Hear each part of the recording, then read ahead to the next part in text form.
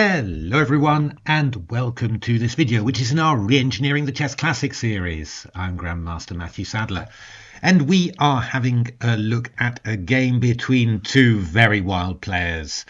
Albin Planinc, a fantastic player who I really do have to cover in a video series sometime, and of course the focal point of our series at the moment, the great Italian player Sergio Mariotti.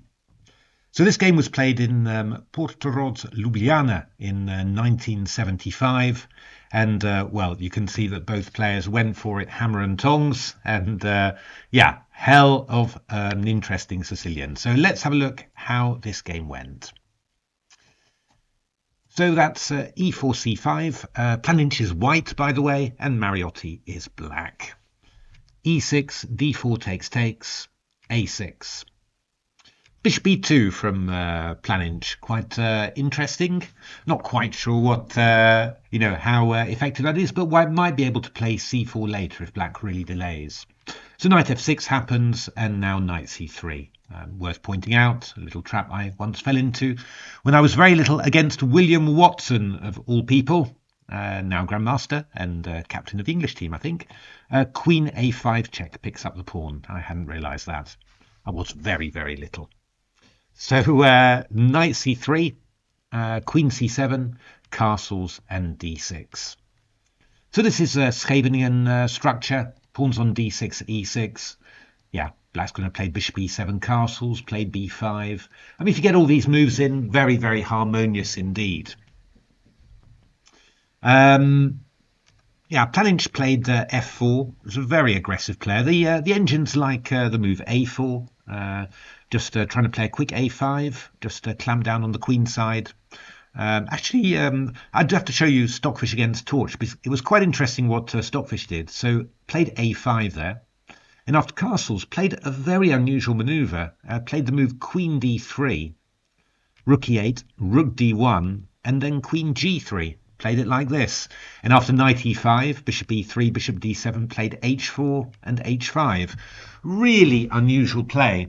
I have to say that this queen d3 to g3 maneuver reminds me very much of what the English amateur Andrew Smith used to do in lots of different Sicilian systems. Andrew wrote a book about his career, huge hardback book, really, really nice. I reviewed it for New in Chess, but a couple of games against me, including certainly one I should have lost against him. Yeah, he was always coming up with this queen d3 to g3 maneuver against the Najdorf, and yeah, always annoying me tremendously, I have to say. So very interesting play from Stockfish there. Never quite seen anything like this in this sort of system. It's why it's always so interesting just seeing what the engines come up with. So after f4, Mariotti, we've mentioned this already, he likes using his rook's pawns, and played the move h5. Yeah, what is this move h5 doing? Well, I mean, it's stopping white from playing g4, which I'm pretty sure would have been on Planinc's wish list pretty soon. He was that kind of player. Of course, I'm pretty sure it would also be one of the first moves that Mariotti would be thinking about as white. I mean, black might get the possibility to go knight g4, even as a pawn sacrifice, because, takes. The h-file is opened, who knows what might happen. And you can also just try and move the h-pawn down to h3 in typical engine fashion. Put a pawn on there and give white an uncomfortable dilemma about, yeah, what are you going to do? Are you going to try and stop that pawn, or are you going to try and let it come forwards? Always very, very tricky for white to know. The engine's, funnily enough, not amazingly keen on h5 in this position, but yeah, for us, we recognise it as an engine move. Yeah, Planinc did something rather strange in this position. The engines are not particularly unhappy with it. It's not the very best move, but they don't criticise it too much. He just played the move h3. And I guess the idea is just wanted to play bishop e3 and not be bothered by g4, and just kind of reckoned that the pawn on h5 was a bigger weakness than the pawn on h3. Just a slightly strange move. Always really suspicious of moves like that. I don't like, just well, when black plays a move like h5, I have more the feeling of, yeah, I want to get my pieces developed quickly. I want to get at him, because he's played a pawn move in the opening that's not necessary, and a move like h3 sort of, kind of mirrors it really. But in principle, h3 is quite useful, stopping knight g4, as I said. Knight bd7, and now a4 from Planinc. The engine's delaying that a little bit, looking at playing bishop f3, stopping b5 because of e5, basically. Yeah, bishop f3, e5, knight f5, knight b6 was what the engine's were looking at, but this looks quite pleasant for white, basically. a4 played, and now b6, and just at this stage, Planinc had obviously decided that there'd been enough preparation, and now was the time to really go for it. And yeah, he unleashes the armies of hell on black's position with the move f5. So Mariotti replied with e5, and then bang, knight e6. Minus 0.32 according to the engine. So yeah, not bad for black, but for white, but not winning in any way. Yeah, it's a rather tricky line to deal with, this one. It's pretty scary. So Mariotti took on e6, takes on e6. You have to, and now there's a very crucial moment, and it looks like Mariotti got it slightly wrong. He played the move queen c5 check, after which the engines give plus 3.15. That is amazing. That's a hell of a lot of a change in position. Not easy though to evaluate the best moves, which was knight c5. And after knight d5, then queen c6, and this feels really like, there is a threat against f6 first of all. That's definitely in there. There's also this move that you have to deal with, bishop b5, and after a takes b5, then a takes b5, and we've got, yeah, the rook attacking the rook. We've got the pawn attacking the queen, and we've also got the potential c7 fork. So, for example, after queen b7, rook a8. Just making a few moves there. Then knight c7 check wins the queen.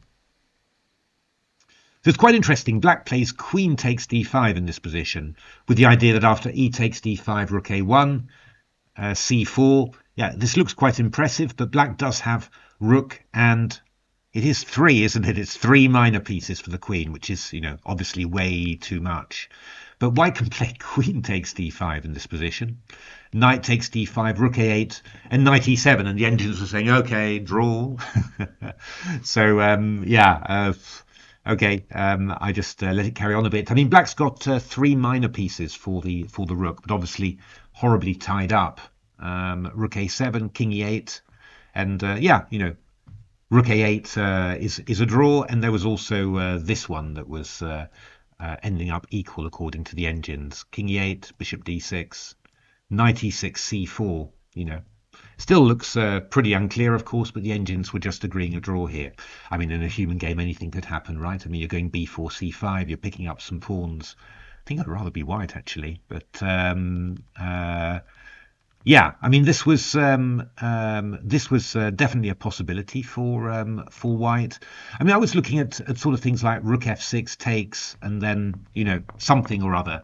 And yeah, these things are all pretty dangerous, right? b4 is one of the moves, and if knight e6, then we're coming round with rook a3. And looking for stuff like rook c3. We've got knight f6 as well. We've got bishop h5 check. And this is really very unpleasant for black to deal with as well. So, I don't think you can say, if you'd found knight c5, it was plain sailing from there. It's still very, very complicated. But this is actually objectively just excellent for white. So knight b8, and boom, rook f6. 5.04 now for white. G takes f6, bishop h5, and king d8. So, white's a rook down, but black's got no development. And, that there's some pretty impressive squares. A d5 for the knight, bishop e3 also coming in to attack the queen, and could also be a rook a3 to c3 as well. And, of course, there's this square on f6 that's quite tempting. But, yeah, For engines, it's clear, they're already slipping into comfortable clothes and sipping a cocktail. But yeah, for humans, it's still quite, it's very easy to get this wrong somehow. I mean, the engines wanted to play the move Queen F3, hitting F6 here, and just look to follow up with Knight D5 and all that. If Rook H5, they want Bishop E3, Queen C6, and well, even Queen takes F6 check, Bishop E7, Queen G6 was one line, with the idea that if Rook H8, then Knight D5, you're attacking B6, you've got threats of Knight E7, Queen F7, Queen G7, Rook F1, Rook here to here. There's so many good lines for White, really. But yeah, finding your way through them and finding the win, always tough. But that was what the engines were saying. Planinc played something quite interesting. Play the move Bishop F7. So getting the bishop safe and protecting the e6 pawn, and then preparing the same goodness basically as we've already seen. Well, Mariotti played pretty good resource here. He sacrificed the rook back for the bishop, and that frees up some squares. It frees up e6 for the light squared bishop, and also d7 as well for the knight. So that's pretty good. But Bishop E3, Queen C4, and Knight D5. And yeah, I mean, there's a lot of difficult threats here. I mean, Bishop B6 check is one threat, because if Knight B6, we've got Queen takes F6. Yeah, Rook A3 to C3 is quite worrying. And we've got, moves like Queen G4 to G8, which is another very dangerous looking move. And yeah, that last one, I guess, kind of led Planinc astray a little bit, because I think that idea had got so much resonance for him that it kind of blinded him to all the other things that he might be able to do, and in the end it proved to be his downfall somehow. So after Bishop B7, B3 was played. I mean, that's rather nasty. I mean, Queen C2, we're going Rook C1, and if you go back to something like C8, then I've just got this Bishop B6 idea. King's got no squares. Knight B6, Queen F6 check, King D7, ooh, Knight B6 with a very horrible fork there. So Mariotti went Queen C6, and now, yeah, the question is, what should White do here? Engines have got lots of possibilities. They like a simple move like C4, for example. Stockfish was doing this. Queen F5, also not bad, just creeping in whilst keeping an eye on this F6 pawn. And Bishop B6 check is pretty good. If Knight B6, then Queen F6 check is just really horrible. King C8, Queen takes H8 there. And if you go Knight D7, I've got Knight D7 check, which is kind of nice. So yeah, I mean, after Bishop B6, King C8, Queen G4, Rook H7, Queen E6. Yeah, this is the engines doing it. It's never easy for a human player to be absolutely sure that this is winning, but you look at it for a little while and you start to realize just how good it is. I mean, I like very much what the engines are doing there. C4, clamp in, and yeah, what can Black do? Black's just got nothing at all. And yeah, and how the engines want to finish it off is with Queen E8 and Bishop B6 to come, and the King's absolutely trapped in the corner. So yeah, I mean, this sort of finish basically was all possible. I mean, I think the key thing really is that you shouldn't really do what Planinc did. This is 3.63 still, so still very, very good. But after Mariotti's next move, you've got some serious thinking to do. And that was the move Queen C8. And, the problem with Queen G4 is that you're no longer attacking F6. So this Bishop B6 check idea is no longer, being followed up by Queen F6. So you need to find a different kind of way of putting pressure on the position. And what the engines want is, well, I don't know. I'm not sure. I'm guessing this really. The engines just want you to play A5 here. Just really trying to cramp the queen side here and really stop the king from moving too much. I mean, bishop takes d5, e takes d5, and then yeah, if you go b5, then we go c4, b4, and then we go queen g8. But I mean, yeah, the engines are just sort of trying to trap this rook somehow slowly. It's not a quick win. It's not anything obvious at all. There's one nice line that if black plays queen c3 after a5, then you go bishop b6 takes, and queen c4. And you've got queen c7 checkmate coming in. It's really nice, that one. Takes queen c7 checkmate. Never seen a checkmate like that with queen and then all this help coming from the pawns. Very, very nice indeed. But it's already, got kind of non-trivial somehow. So, quite tricky. So, I mean, I think probably it was also a bit of a psychological shock. I mean, black couldn't play queen c8 on the previous move, and now all of a sudden after queen g4 he can. I think you're really kicking yourself as a white player when that happens to you, thinking, I should never have allowed that. So also has a bit of a psychological effect as well. So after queen g4, queen c8, Planinc took on b6 there, knight b6, and went queen g8. But it's a total, white's kind of blown his mind there somehow. It's just not really, it's not good at all. And there are many ways of playing this. But the key point is that you could take with a knight on d5. Mariotti took with a bishop. Takes. You're playing king e7. And I mean, it's very similar, in fact, to this game of Mariotti's against Larsen that we saw, where a pawn sort of on g7 against Larsen, Mariotti took on g7, Larsen's king went to g8, and all of a sudden it was safe. And it's the same with the pawn on f7. It's hiding the black king from the checks from the queen. The king's brilliant for covering it. We can protect f6 with a knight if we need to. And and black's otherwise now his queen's going to roam free, and there are weak white pawns to attack.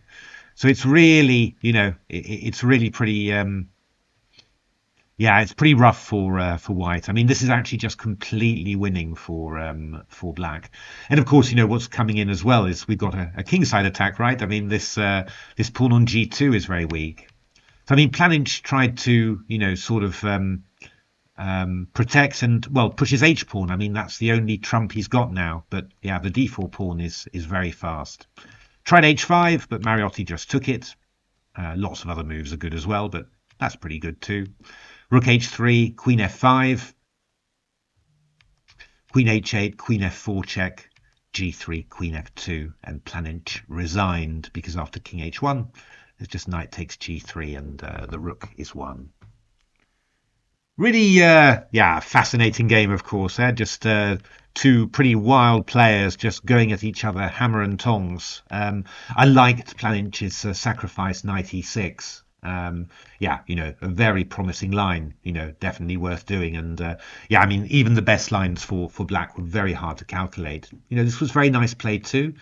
But I think, it's so easy to get confused. And I think, those sort of things where, you can't play a move like queen c8 because it loses, and then to play it a move later, those are difficult to see. But I'm pretty sure that Planinc, was upset by himself really after, his move queen g4 was met by queen c8. Now it's possible because I've abandoned that attack on the f6 pawn.